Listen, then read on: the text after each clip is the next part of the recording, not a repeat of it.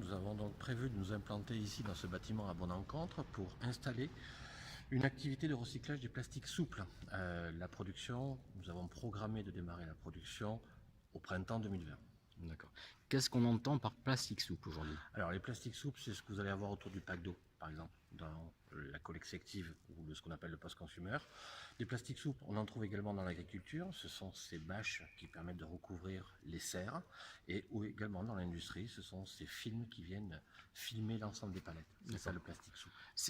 Le recyclage de ces matières aujourd'hui n'est pas forcément très développé. Pourquoi vous vous engagez dans cette filière du coup? Alors, le plastique commence à se développer le recyclage du plastique commence à se développer. C'est vrai que sur les activités des plastiques souples, peu d'activités sont aujourd'hui présentes en France.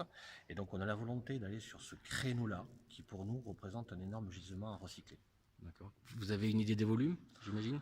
Alors, les chiffres sont multiples, on trouve différentes sources. On sait qu'en Europe, on consomme 8 millions de tonnes de matières premières pour ces plastiques-là. Et au niveau du recyclage, en France, on doit être aux alentours de 50 à 60 000 tonnes par an de recyclage. Donc forcément, un créneau porteur.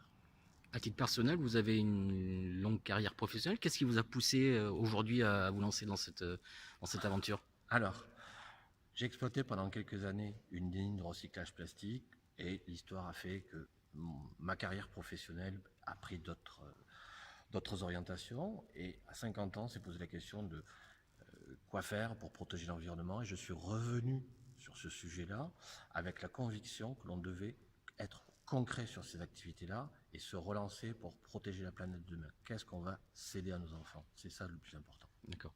Donc là, on est dans les locaux que vous allez investir, où vous allez aussi investir, parce que je crois qu'il est question d'une somme de l'ordre de 17,5 millions d'euros d'investissement sur 2 ans. D'accord. Ça va être un procédé un peu innovant, je crois, en termes de méthode industrielle. Ce procédé sera innovant puisqu'on va assembler recyclage mécanique et recyclage chimique. Donc on va venir associer deux technologies de manière à augmenter le rendement de recyclage sur ces matières-là.